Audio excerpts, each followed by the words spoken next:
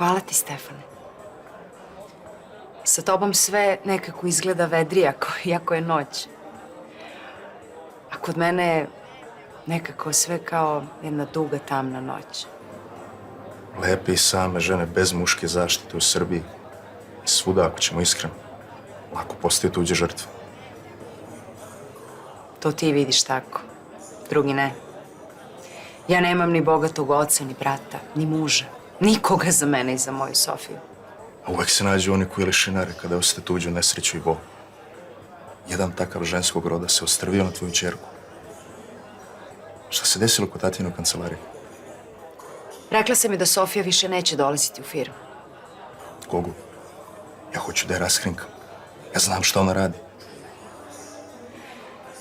Moja ćerka više nije u tome. Nema više koristi iz te priče. A ni ja neću nikome da se zameram. Ne isplati mi se to.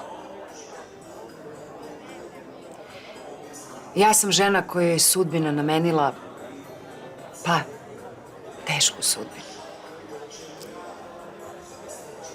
Izvini, moment. Pa nisi ti kriv, Stefane.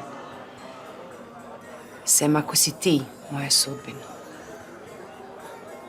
Hajde da ja večeras budem tvoj anđeo čuvar. Se malo odmoriti i ti i tvoja sudbina.